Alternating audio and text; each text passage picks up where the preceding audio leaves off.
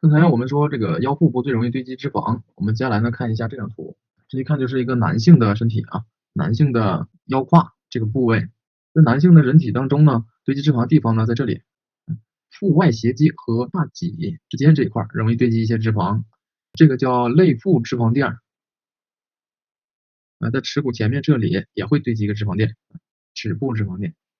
然后呢，在臀部的后面啊，在后面的臀部的下面这个位置会容易堆积脂肪，这个是相对来说比较瘦的人体啊，它的脂肪呢并不太多，就算不多的话也会有堆积脂肪的地方啊，脂肪垫。这个是臀后侧脂肪垫，一边各2块，上面一块，下面一块，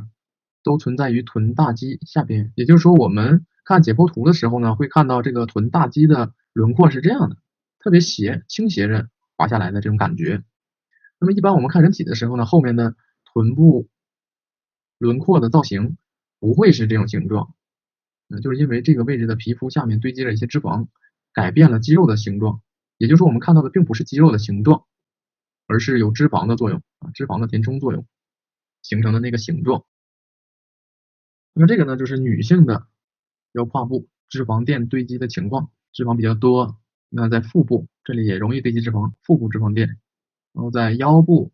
从前面往后面包裹的这个位置也是容易堆积脂肪的。这里是内腹脂肪垫，下面臀外侧脂肪垫，尤其在臀部这里啊，特别容易堆积脂肪啊，尤其是臀外侧脂肪垫、臀后侧脂肪垫，以及大腿外侧脂肪垫和大腿内侧脂肪垫。这里是大腿内侧，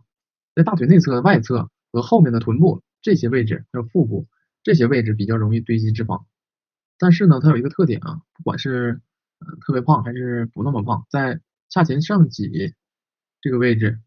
下前上棘下边的这一块不太容易堆积过多的脂肪。然后我们来看一下一个普通女性的解剖图，肌肉呢比较纤薄，她的身体呢比较的细啊，比较修长，就是比较瘦，肌肉没那么发达，这是比较正常的一个情况。那么正常女性人体的这种外观情况，然后我们看一下它的脂肪堆积，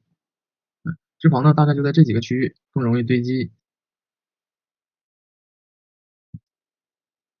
这是过量的脂肪，那么也是从刚才我们说过的这个位置特别容易堆的特别多，向上和向下逐渐的减少，逐渐的变细，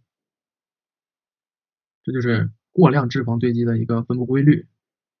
这是肥胖的人体外观。我们看到这些褶，这些就是特别多的脂肪堆积，然后鼓出来之后呢，再由受重力的影响，它往下坠，然后形成的这些肉褶，这是胖瘦轮廓的重叠啊，这是肥胖的人身体外观。身体外观这么胖，褶这么大，是完全看不出来它的肌肉结构了。那大家能够通过这张图找到下脊的位置吗？下脊的位置应该在这个位置，看我箭头放的那个位置，差不多在这个区域。哪怕他比较胖了，但是下脊的位置隐隐约约，还是能够猜测个大概的。但其他肌肉是什么样，基本上就没法猜了啊，就猜不出来了。这是另外一个姿态。那么这个是脂肪的脂肪垫，正常状态的脂肪垫。那这就是过量的脂肪，过量的脂肪堆积，就是肥胖的身体外观。一个正常的身体，一个肥胖的身体，两个剪影形重叠下来，看到它们的差异。脂肪的堆积越向肢体的末端越少，越向肢体的末端越少。额头上面也是没有。从侧面来看，从正面看可能没那么明显啊，大部分脂肪呢都是向前和向后变多。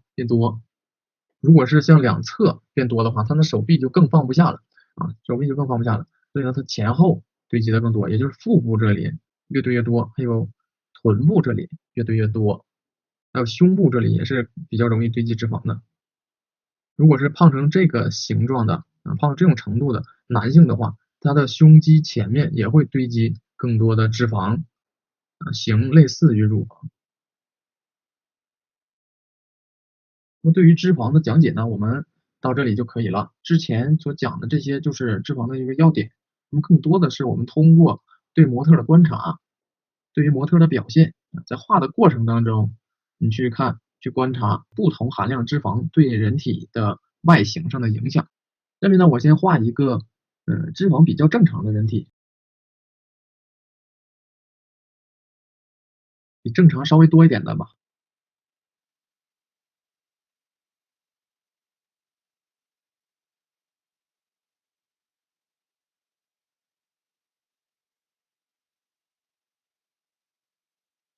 先画一个轮廓剪影。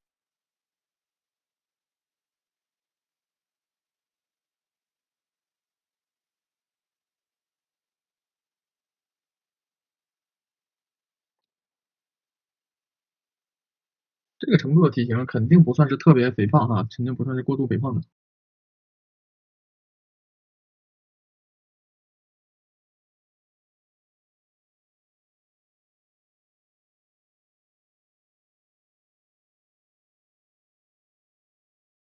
但是能够看到一些和解剖相关的这个造型外形。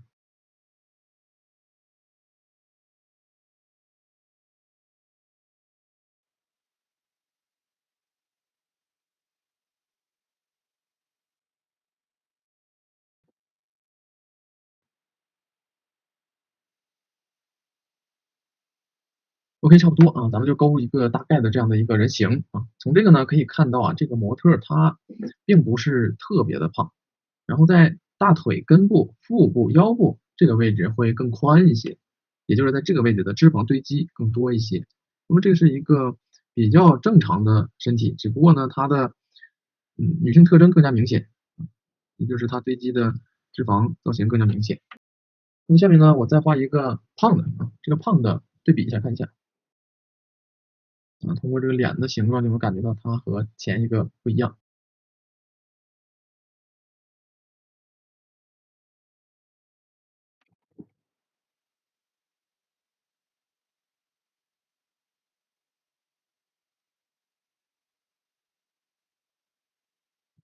这个位置是肩头，这个位置呢是肱三头肌，在肱三头肌的后边这里啊，特别容易堆积。这个地方胖的已经没有肱二头肌的形状了。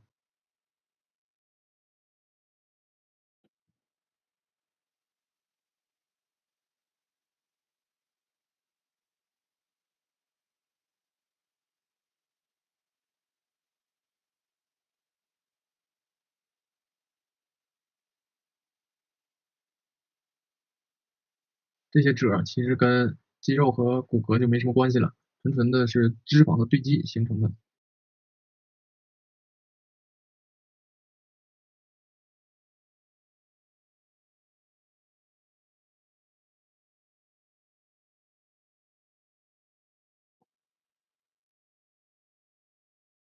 你胖到一定程度，这个线条都没有那么均匀了。